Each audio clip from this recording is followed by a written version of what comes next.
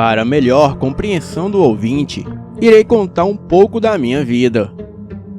Vou me identificar como Rose, pois muitas das coisas que contarei aqui é perigoso e me comprometem. E até corro risco de vida se este relato chegar em ouvidos errados. Bem, sou natural de Bom Despacho, mas tudo começou na cidade vizinha, chamada Onça de Pitangui. Quando tinha 7 anos de idade, a minha mãe deu à luz ao meu querido irmão. Demos a ele o nome de Aloísio, em homenagem ao nosso avô. Éramos uma família feliz e bem-sucedida financeiramente, mas nem sempre foi assim. Antes de eu nascer, a minha mãe contava que ela e o meu pai passavam por muitas dificuldades financeiras. Muitas vezes nem tinham o que comer em casa. E eram os meus avós maternos que muitas das vezes ajudavam com alimentos e outras coisas. O padre da paróquia local arrumou emprego para minha mãe, como secretária para o hermetismo, cabala, clavículas salomônicas e Aleister Crowley, e muitas outras filosofias esotéricas. Terminou os estudos e se formou. Nós nos mudamos para Bom Despacho, que era uma cidade bem grande comparada à Onça de Pitangui, que parecia mais uma vila.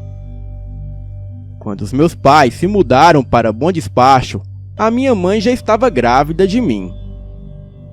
O meu pai era um maçom de 4º grau, e em menos de 7 anos se tornou um cavaleiro do Oriente, que é um maçom de 15º grau. Ele era muito dedicado à loja maçônica e fazia tudo com muito zelo. A minha mãe sempre dizia a ele que já tínhamos o suficiente para viver e ser feliz, e que ele deveria ir com calma ao pote de ouro. Mas o meu pai virou outra pessoa.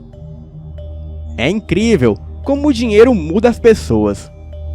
Ele sempre foi um homem bom e fiel à minha mãe, mas a ganância dele e a sede pelo conhecimento não haviam limites. Certo dia, o meu pai disse à minha mãe que estava prestes a realizar uma obra que mudaria as nossas vidas para sempre. E nunca mais as pessoas nos olhariam como coitados, pois teríamos tantas riquezas que andaríamos com as celebridades e pessoas importantes. Minha mãe, muito desesperada, implorava para ele parar com toda aquela ambição de busca por coisas materiais, pois no fim, ninguém leva nada quando parte desta vida. Mas o meu pai estava decidido a seguir o caminho das riquezas, e ele sabia como fazer isso. Ele fez um pacto com uma entidade chamada Paimon. Porém, só fomos descobrir este fato no dia de sua morte. Nas reuniões maçônicas, o meu pai aprendeu a evocar e a conjurar tais entidades, mas nenhuma do nível de Paimon. Para ele conjurar essa entidade e controlar a mesma, seria necessário no mínimo 20 anos de estudo. Além do mais, o magista deveria ser muito experiente, coisa que ele não era, e acabou fazendo tudo na loucura. Para quem não sabe quem é Paimon, eu digo que não se deve ao menos pronunciar o seu nome, pois Paimon chega a ser mais perigoso que o próprio Beelzebub, Asmodeus e Astaroth, os 3 generais do inferno. Vou fazer um breve resumo sobre este demônio Paimon, para que assim vocês entendam os perigos. Na demonologia, Paimon é um dos reis do inferno, muito obediente a Lúcifer. Ele tem 200 legiões de demônios sob as suas ordens. Paimon tem uma grande voz e ruge assim que ele chega. Fala-se deste modo por um tempo, até que o magista o obriga a falar decentemente.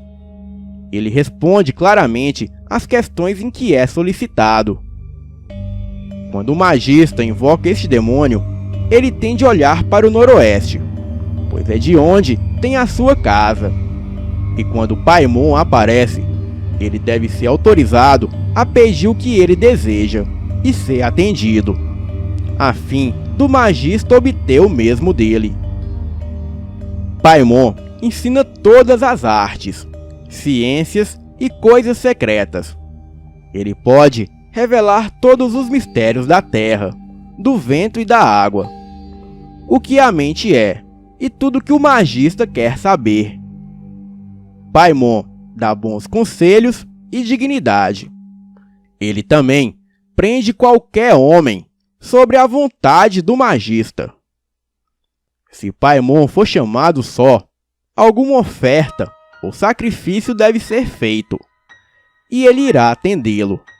Então, 2 reis chamados Babal e Abalan irão vir com ele, juntamente com outros espíritos, muitas vezes 25 legiões. Mas esses outros espíritos nem sempre vêm, a menos que o magista faça apelo sobre eles. Paimon é retratado como um homem com um rosto afeminado, vestido uma preciosa coroa e montado num dromedário. Antes de ele ser frequentemente um anfitrião dos demônios, com a forma de homem, ele tocava trombeta, pratos e qualquer outro tipo de instrumentos musicais. O meu pai teve êxito em seu ritual e conseguiu evocar esta entidade. Mas ele se amedrontou e não conseguiu impor a sua vontade sobre este demônio.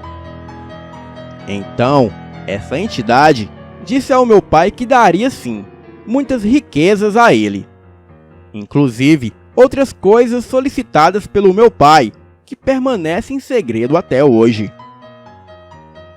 E em troca, Paimon queria o filho homem do meu pai. Então, o meu pai aceitou o pacto, pois achou que não teria mais filhos. E se um dia ele tivesse um filho, ele saberia como evocar essa entidade novamente e prendê-la em um selo e lacrá-lo em um baú de bronze. Mas assim que os irmãos Masson souberam que o meu pai estava usando o conhecimento com imprudência, ele foi expulso e ameaçado de morte pelos membros da ordem. Eles até tentaram contra a vida do meu pai, mas falharam drasticamente, pois o meu pai tinha um pacto com Paimon. Então, de certa forma, ele era protegido por essa entidade, até pelo menos o pacto se concretizar.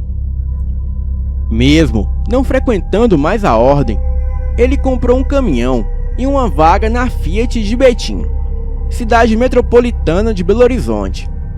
Terceirizou o caminhão e passou a ganhar fortunas. Logo, o meu irmãozinho Aloísio nasceu. O meu pai, mesmo não contando os seus segredos obscuros para ninguém, era nítido a preocupação excessiva com o meu irmão. Preocupação essa que ele nunca teve comigo. A minha mãe achava que o motivo era porque ele sempre quis ter um filho homem. Bem, o tempo foi passando e o meu pai se tornou um acionista de sucesso. E em seguida nos mudamos para Toronto, no Canadá. Morávamos em uma bela casa e não nos faltava nada. Tínhamos cerca de 7 empregados em nossa gigantesca casa. Casa essa que aqui no Brasil seria considerada uma mansão de luxo. Para mim, mesmo sendo criança, não me adaptei muito com o lugar, principalmente pelo frio e pelo idioma. Já o meu irmão foi o contrário. Aprendeu a falar inglês muito rápido, e sua dificuldade foi aprender o português brasileiro. E só dominou o português quando voltamos para o Brasil. 5 anos depois de nos mudarmos para o Canadá, o meu pai morreu de um ataque cardíaco. Aquilo chocou todos nós, pois o meu pai era novo, tinha apenas 41 anos. Depois de sua morte, a minha mãe finalmente teve acesso ao diário de magia do meu pai. E foi aí que ela soube da sua história obscura. Aos poucos, fomos perdendo tudo. Primeiro, dispensamos todos os empregados. Dívidas e mais dívidas começavam a se acumular do nada. Processos na justiça contra a nossa empresa era muito comum. Quando meu pai era vivo, ele ganhava todas as causas. Mas a minha mãe passou a perder todos os processos. Fomos obrigados a vender a empresa, e o dinheiro foi suficiente apenas para pagar as dívidas. Os custos de nossa casa eram absurdos, e não demorou muito e tivemos que vendê-la. Compramos um apartamento em Ontário, no Canadá, mas a minha mãe não conseguia emprego. E quando as nossas reservas de dinheiro acabou, tivemos que vender o apartamento por um preço muito abaixo do seu custo. E com esse dinheiro, retornamos para o Brasil e voltamos para a nossa antiga casa em bom despacho. Isso foi um belo exemplo de que tudo que vem fácil, vai fácil, pois perdemos muito mais rápido do que ganhamos. Era incrível como uma família considerada milionária perdeu tudo a ponto de voltar para o ponto de partida. Com o dinheiro da venda do apartamento, foi suficiente apenas para nos mantermos por alguns meses. Bem, estávamos sem nada. E a dívida que o meu pai fez com o mundo sobrenatural ainda havia de ser paga. Ele havia prometido seu filho o homem para essa entidade chamada Paimon. Por muitos anos, achamos que nada aconteceria. Aliás, o meu pai morreu e perdemos todo o dinheiro. Então, não há motivos para a entidade vir atrás do meu irmão. Aliás, ele não tinha nenhuma culpa das imprudências do meu pai. Mas enfim, eu já estava com 20 anos. E assim que o meu irmão fez 13, ele começou a sonhar frequentemente com uma criatura que o perseguia no sonho. E essa criatura aparecia no nosso quintal de casa à noite e pedia para o meu irmão abrir a porta e deixá-lo entrar. O meu irmão descrevia essa criatura como um boneco de palha, com os olhos vermelhos, bem parecido com os bonecos de magia negra africana, os Angbetos. Meu irmão acordava gritando todas as noites e suando frio. A minha mãe chamou o padre, e o padre ungiu ele com água benta e o abençoou. Mas a partir daí, as crises do meu irmão pioraram. Até que certo dia, a minha mãe disse para ele confrontar essa coisa no sonho e perguntar o que ela queria com ele. Acredito que o meu irmão fez assim como a minha mãe pediu. Porém, ele foi fraco e a criatura se apoderou dele. Pois depois desse dia, ele se tornou outra pessoa. O garotinho, franzinho e meigo, se tornou agressivo, comia carne crua e sempre corria sem roupas para a mata. Um padre exorcista que visitava a cidade conseguiu conjurar a entidade que possuía o meu irmão. Durante o exorcismo, o meu irmão falava com uma voz que não era dele. E para contê-lo, foi necessário 3 homens fortes, que eram os nossos vizinhos. Pois a força do meu irmão era descomunal. O padre perguntava o nome dele diversas vezes. Até que em um certo momento, ele disse: Paimon. Quando o demônio fala o seu nome, ele perde a força para o exorcista. Aquele padre não era um exorcista comum. Ele usava técnicas judaicas para expulsar o demônio, como uma caixa de buque, com os nossos pertences pessoais, e uma mecha do cabelo do meu irmão para aprisionar a entidade. E aparentemente funcionou. O padre exorcista disse à minha mãe que essa caixa jamais deveria ser aberta, e a mesma deveria permanecer em um lugar inacessível, e quando ela morresse, a caixa deveria ser enterrada junto a ela. A minha mãe trancou a caixa em um quarto dos fundos de nossa casa, e a chave só ficava em sua posse. Uma vez por mês, a minha mãe entrava neste quarto para limpá-lo, mas sempre era possível escutar vozes e um mau cheiro de podre que saía deste quarto. O meu irmão, ainda com 13 anos, foi chamado para prestar alguns trabalhos para uma senhora viúva que morava em nosso bairro. Essa senhora era muito caridosa e ajudava as pessoas. Ela era viúva, e o meu irmão sempre ia na casa dela para capinar o mato do quintal ou fazer outros pequenos serviços. E a senhora sempre o dava alguns trocados. Ele sempre voltava para casa antes de escurecer, mas certo dia ele demorou a voltar, até que a polícia bateu na porta de nossa casa e a minha mãe teve que comparecer na delegacia. O meu irmão havia feito algo que eu nunca acreditei que ele faria. Ele violentou sexualmente a senhora. E após o interrogatório, foi constatado que ele fazia isso com a senhora há várias semanas.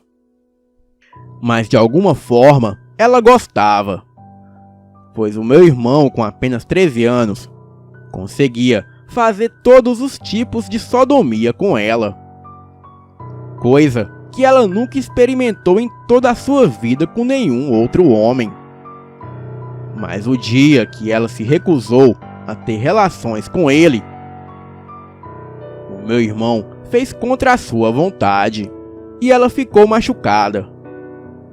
Minha mãe não acreditava nisso e decidiu ignorar o fato. Mas no decorrer dos dias, ele foi voltando a ser como antes. O que ele havia feito com a senhora, ele também fez com outros meninos do bairro. Voltou a comer carne crua, e até mesmo a matar pequenos animais e bebeu sangue.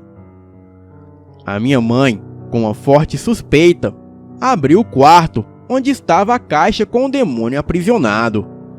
E acreditem, a caixa estava aberta, e o único móvel que havia no quarto, que era uma cadeira, estava pendurada no teto. A minha mãe tentou contato com aquele padre novamente, e ele estava em Belo Horizonte. O padre disse que estaria de volta em um mês, e novamente ele faria o ritual. Nós não entendíamos a ligação daquele demônio com a lua, mas em noites de lua cheia, o meu irmão piorava muito. Ele se tornava agressivo, e sua aparência mudava. Olhávamos para os braços dele e víamos pelo crescer por todo o seu corpo. Mas sempre que ele começava a se transformar em bicho, ele pulava o muro de casa e corria para a mata. E às vezes só voltava 2 dias depois para casa. A minha mãe se tornou depressiva e vivia dopada de calmantes. Certa noite, escutei o meu irmão chorar na entrada de nossa casa. Fui até lá e ele estava sentado de cócoras, chorando. Eu o amava Então o abracei e disse a ele que tudo ficaria bem. Aos poucos eu fui notando que não era o meu irmão, e sim outra coisa, qualquer outra coisa maligna, menos ele. Saí correndo e entrei para o meu quarto, que ficava rente à sala.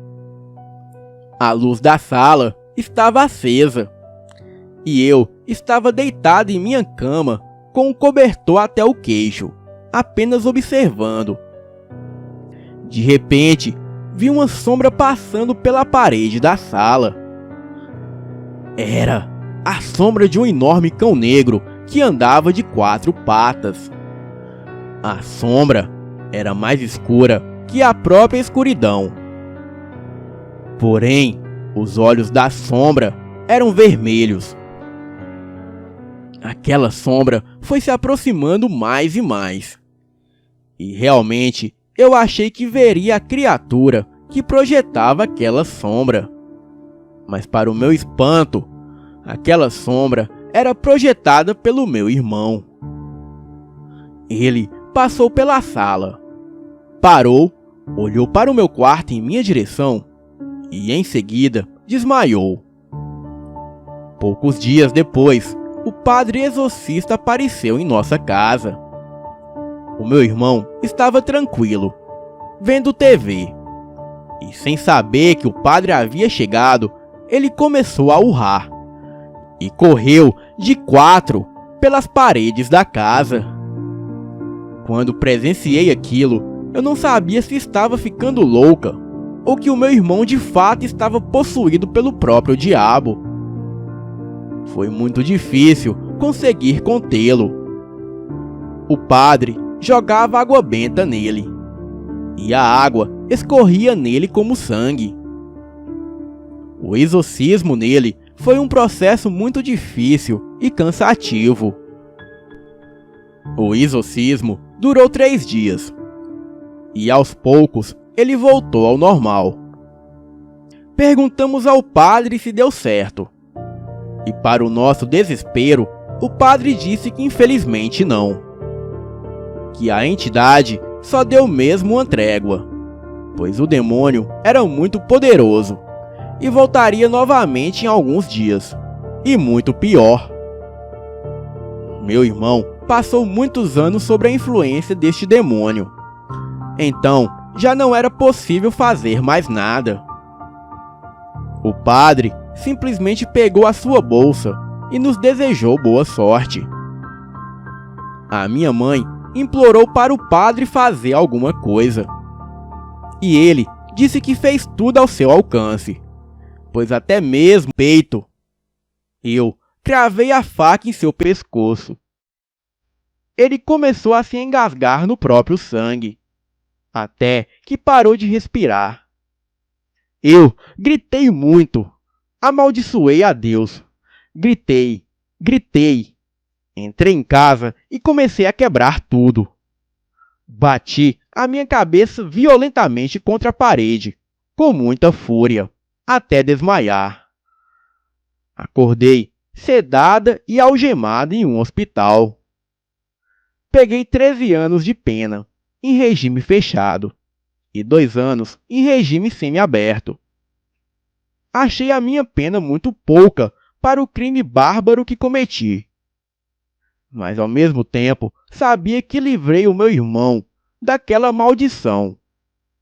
E tudo que ele queria na vida era ser feliz.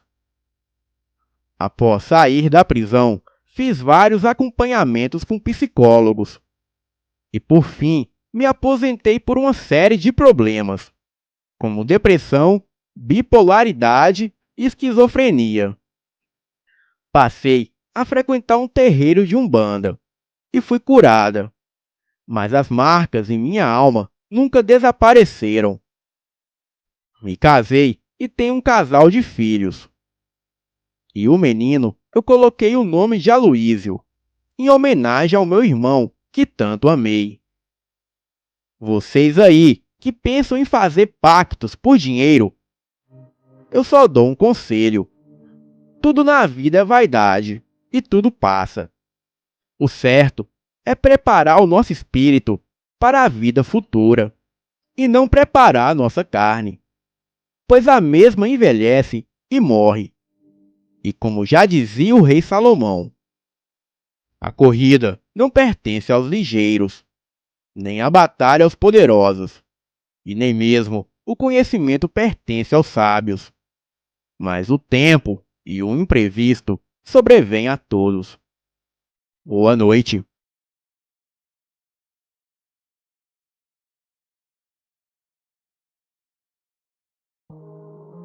Num dia chuvoso e escuro, eu decidi viajar.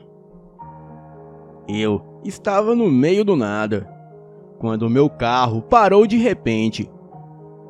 Fiquei com medo do que poderia me acontecer.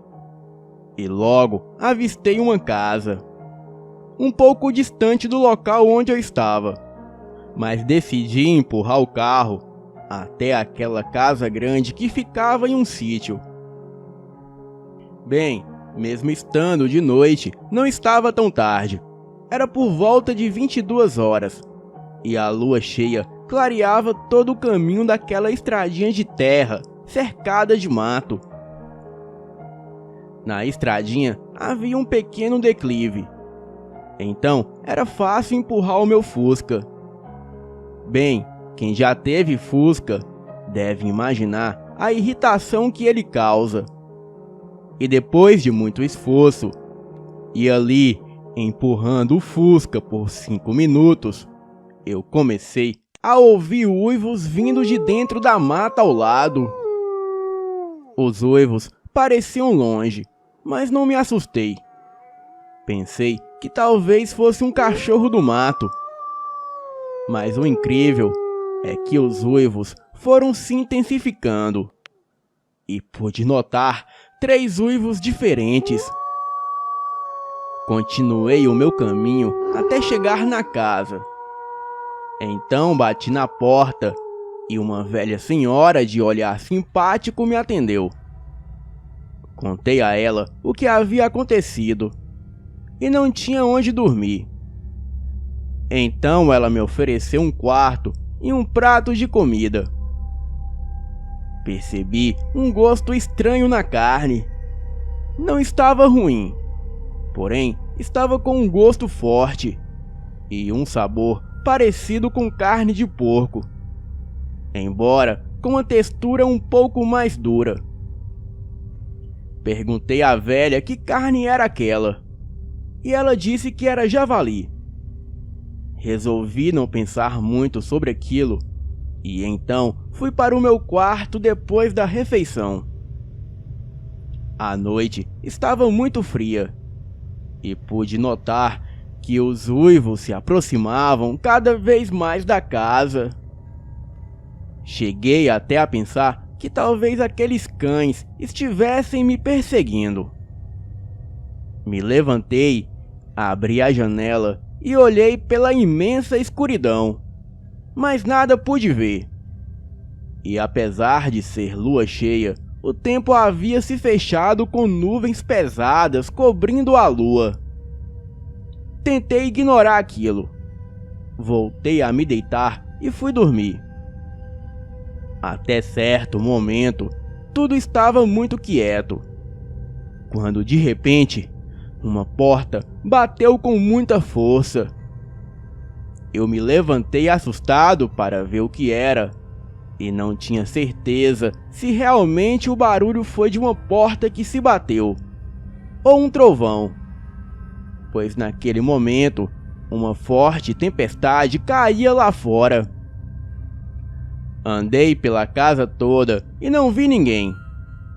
Porém, quando passei pelo corredor, senti um forte cheiro de cachorro molhado. Cheguei até a pensar que talvez tivesse a ver com os uivos que escutei mais cedo, mas decidi ignorar. E quando voltei para o quarto, vi que a janela estava aberta. Talvez poderia ter sido o forte vento da tempestade. A janela era de madeira e a tranca era uma tramela. Fechei a janela novamente mas fiquei com tanto medo que logo fui dormir. Pela manhã, acordei e a velha estava sentada me olhando dormir. Fiquei assustado com o jeito que ela me olhava e não consegui entender o que ela queria comigo. Então ela me chamou e falou que já havia arrumado o meu carro e que eu já poderia ir embora. Mas fiquei pensando, quem arrumou o meu carro? Pois, pelo que reparei, só ela morava naquela casa sozinha.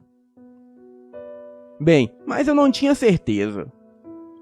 Agradeci à velha por tudo, liguei o meu Fusca e fui embora. Passei pela cancela do sítio e segui o caminho rumo ao meu destino, que era o sítio da minha irmã. Ela morava em um pequeno povoado chamado Serra da Saudade, que fica em Minas Gerais. O povoado é tão pequeno que tem apenas 776 habitantes. Bem, não andei muito, pois logo passei com o Fusca, literalmente dentro do barro que havia se formado da tempestade da noite passada. O carro atolou de vez, e a estrada estava tão deserta que não passava uma alma viva. E isso era por volta de 9 da manhã. Então, abandonei o Fusca ali atolado e voltei para a casa da velha. Assim que cheguei, já fui abrindo a porteira e entrando. E quando passei pelo celeiro, eu ouvi gemidos vindo dali de dentro. Eram gemidos de dor e desespero. Quando me aproximei, espiei por dentro de uma fresta na madeira e vi 3 homens abusando de uma jovem moça. Fiquei paralisado de medo. Mas não vou descrever aqui a perversidade que eles fizeram com aquela moça. Porém, o meu sangue gelou. Senti uma mistura de ódio e repúdio tomarem conta de mim.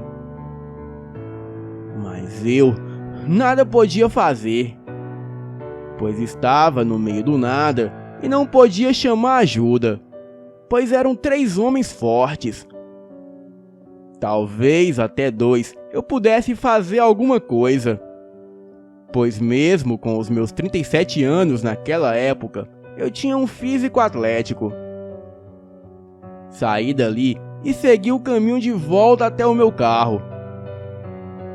Eu seguia em passos rápidos pela estradinha de terra lamacenta.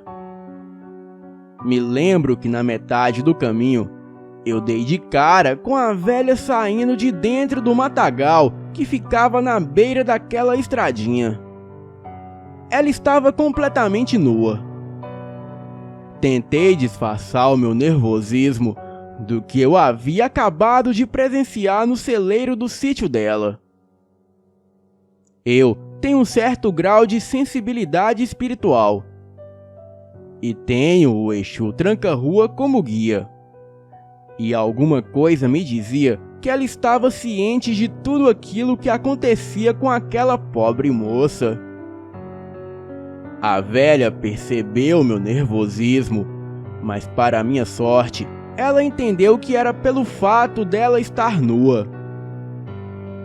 Então, ela foi logo dizendo que eu não precisava ficar constrangido, pois ali perto havia um lago onde ela gostava de se banhar todas as manhãs e ficar ao natural. E me perguntou também por que eu não havia ido embora. Expliquei a ela toda a situação e, com medo de voltar até o seu sítio, a chamei até o meu carro, para ela ver a forma que ele ficou atolado. Eu sabia que aquela velha tinha alguma relação familiar com aqueles homens. Bem, evitei fazer perguntas pessoais para ela não desconfiar que eu sabia de alguma coisa. Ela me perguntou de onde eu estava vindo e muito nervoso, eu disse que estava indo até o sítio. Mas mudei de ideia por causa do chão lamacento e voltei da metade do caminho. Bem, acho que ela não engoliu muito bem essa história. Logo chegamos e mostrei para ela que não havia como desatolar o carro sozinho.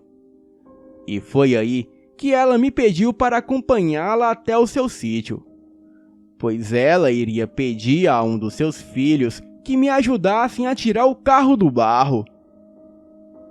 Bem, eu gelei quando ela falou isso, pois não poderia voltar com ela para o sítio, e muito menos deixar ela voltar sozinha, pois seria um erro fatal.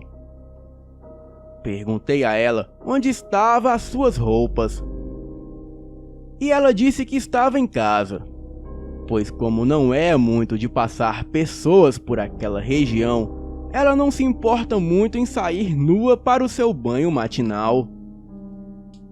Disse também que eu era muito jovem e deveria estar incomodado em vê-la nua. Bem, essa foi uma brecha que ela me deu, e a única alternativa de ganhar tempo e sair daquela situação. Então, eu disse a ela que de forma alguma o corpo dela me incomodava. Mas para ser justo, eu também tiraria a minha roupa. E assim eu fiz. Ela ficou parada observando. E aí, eu fiz o possível para ficar ereto. Perguntei se ela estava à vontade, e ela disse que muito mais do que isso. Então a peguei com força e a virei de costa contra o capô do Fusca e comecei a penetrá-la. Perguntei se ela queria que eu parasse, e ela disse que não.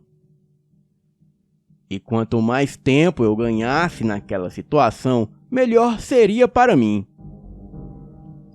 Então eu fui com tudo na velha. Ela gemia e gritava alto. E assim transamos loucamente por 2 horas. E após terminarmos o ato, tivemos que voltar para o sítio. Porém, ela me pediu que eu me vestisse, pois os seus filhos não gostariam de me ver sem roupa, e assim eu fiz.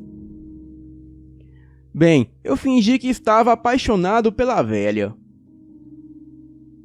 E essa foi uma ideia que salvaria a minha vida. Chegamos em seu sítio e um dos seus filhos, que aparentava ter uns 40 anos, estava fumando perto da porteira. Eu logo o reconheci. Era um dos criminosos que estava violando a pobre jovem no celeiro. Me apresentei para ele, porém ele me olhava com uma cara de ódio. A Amélia, que era como se chamava a velha, disse que eu era um amigo dela, e que era para ele e os outros serem legais comigo. E ela ordenou que ele fosse desatolar o meu carro, que estava perto da serra. Bem, o rapaz não disse nada. E então entramos para casa. A Amélia se vestiu e disse que assim que o meu carro estivesse desatolado, era para mim ir embora rápido. Bem, eu sabia que tinha algo de mais estranho ainda acontecendo ali. Pois por qual motivo ela queria que eu fosse embora com tanta pressa? Eu sabia que havia algo que ela não queria que eu visse. Mas o que mais além daquilo? Ela me deixou tomando café sozinho e foi para o celeiro. Eu a segui sem deixar ela me ver e entrei. E ali no celeiro, a senhora me pegou de surpresa. Bem, não havia nada naquele lugar, exceto um forte cheiro de algo podre e umas correntes ali pelo chão. Ela provavelmente achou que eu quisesse me meter nos seus assuntos e me perguntou com uma cara de raiva o que eu estava fazendo ali. Eu, nervoso e sem saber o que fazer, disse que ia seguir, pois ali seria o lugar perfeito. E assim que ela me perguntou, perfeito pra quê? Eu a agarrei e a levantei no colo e comecei a tirar sua roupa. Ela disse que não era mais jovem igual a mim para ter todo esse fogo, mas estava adorando tudo aquilo. Então, eu arranquei as suas roupas e novamente transamos loucamente. Os seus gritos de prazer ecoavam por todo o local. E não demorou muito para um dos seus filhos chegarem e perguntar se estava tudo bem. Ela o mandou sair e assim ele fez. E daí continuamos. Eu pude perceber que aquela velha tinha uma forte autoridade sobre os seus filhos. E depois que terminamos o ato insano, voltamos para dentro de casa. O seu filho mais velho chegou em seguida e disse que desatolou o carro e o empurrou para o canto da estrada. Porém, a estrada estava um caos, e se eu seguisse caminho, com certeza iria me atolar novamente. Bem, eu disse que tentaria a sorte, pois já havia incomodado demais. O rapaz então logo disse: "Pois não quero ver a sua cara novamente por aqui." Eu estava muito nervoso com toda aquela situação, pois estava na mesma casa de 3 criminosos, e apesar deles estarem ganhando a minha confiança, eu me sentia desconfortável e precisava sair dali para acionar as autoridades sobre tudo o que eu vi. Bem, o dia foi passando. Eu conheci os 3 filhos da velha, e eles tinham entre 30 e 40 anos. Reparei um retrato na parede, onde na foto estava a Amélia mais jovem, abraçada a um homem. Ela me contou que era o seu marido, e que ele fugiu com a amante fazia uns 10 anos. Os 3 rapazes entraram em uma picape C10 e disseram que estavam indo caçar.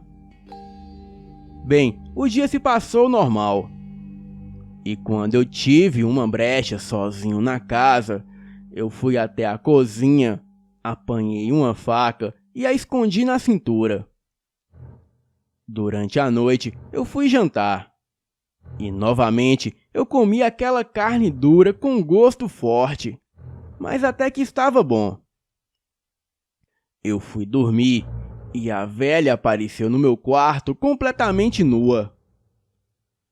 Eu estava totalmente sem tesão, mas tentei demonstrar o contrário, e assim transamos loucamente. Não demorou muito e outra tempestade se formou. Comecei a escutar aqueles mesmos uivos vindo de fora da casa.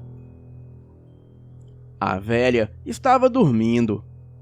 Me levantei e me vesti. Coloquei a faca na cintura e fui ver o que de fato era aquilo. Passei pelo corredor e notei batidas e gemidos vindo debaixo do chão de madeira. Percebi que a casa tinha um porão. Porém, eu não encontrei a entrada do porão. Na área de fundo da casa tinha um pequeno quarto. E assim que cheguei lá, eu pude perceber uma tranca na madeira do chão, em um formato quadrado. Havia algumas chaves penduradas na parede do lugar. Testei algumas até encontrar a certa.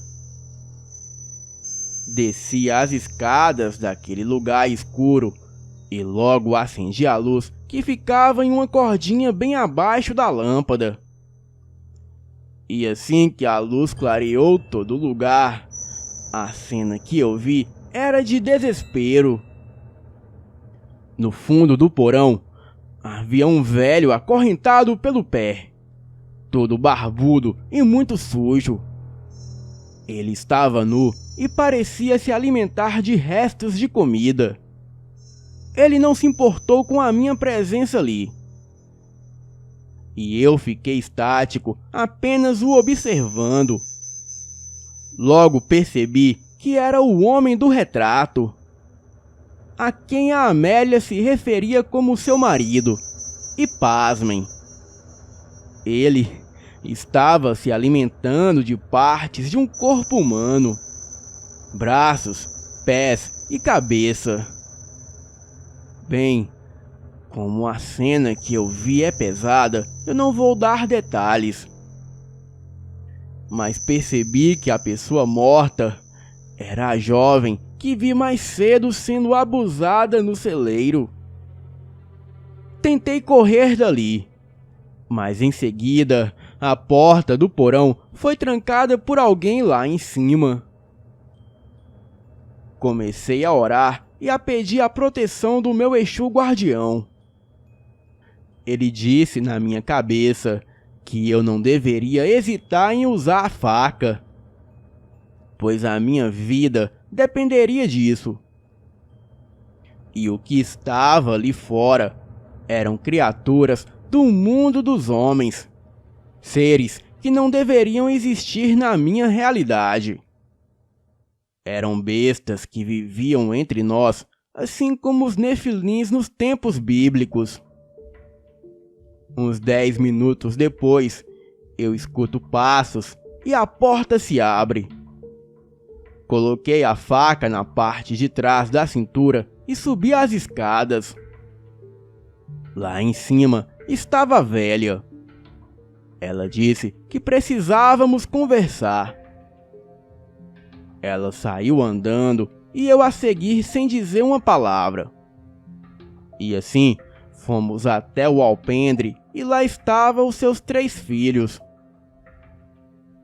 Ela me disse que aquele velho era o seu marido e que ele causou tudo aquilo quando a trocou por outra mulher mais jovem.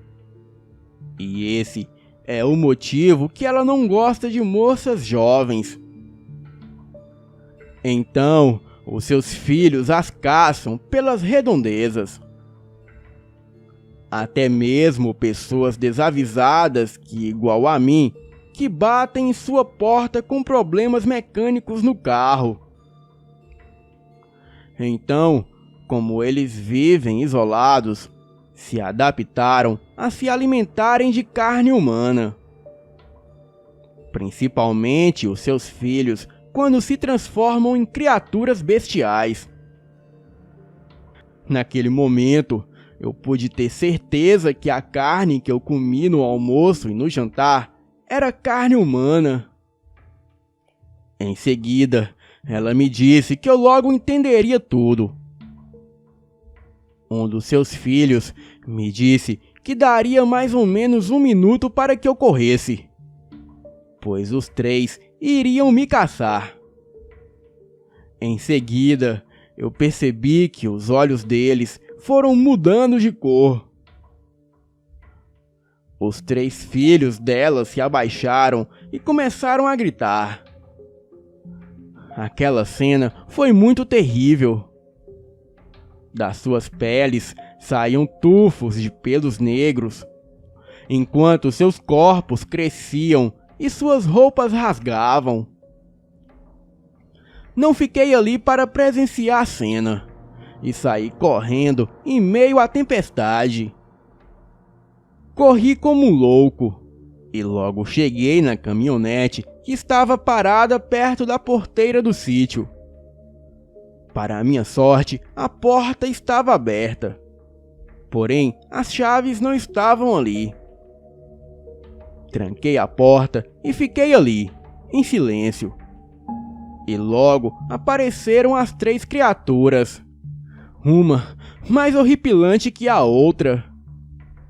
As suas caras pareciam de um cão da raça Doberman, porém os seus corpos eram como de um homem forte com grandes quantidades de pelos.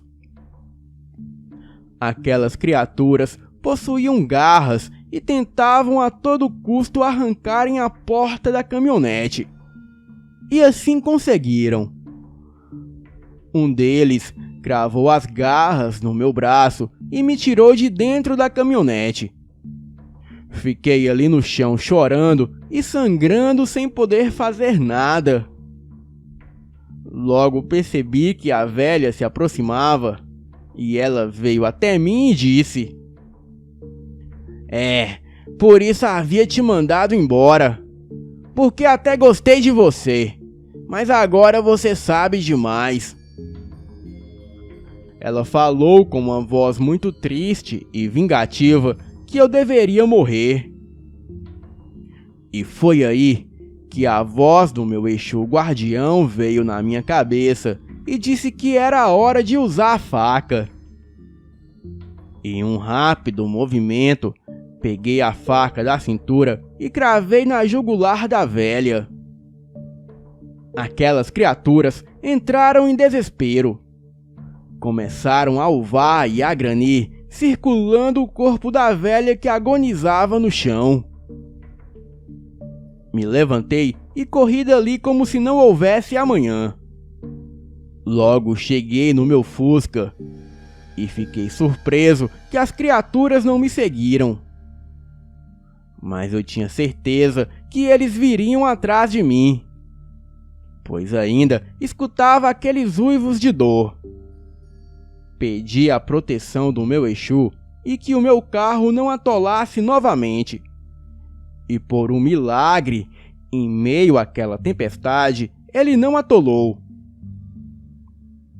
E logo eu consegui chegar na rodovia. E aos poucos eu via carros e caminhões passarem, então fiquei mais aliviado. Mas o sentimento de tranquilidade durou pouco, pois olhando pela janela do carro, eu percebi vultos negros passando muito rápido pelo acostamento. E só era possível ver essas silhuetas pela luz dos relâmpagos. Na autoestrada, eu acelerei o carro até chegar no povoado de Serra da Saudade. Atualmente, lá vivem 776 pessoas. Mas agora, imaginem em 1991. Bem, graças aos orixás, eu cheguei são e salvo. Procurei a polícia e contei toda a história. Fiquei por 2 dias na casa da minha irmã.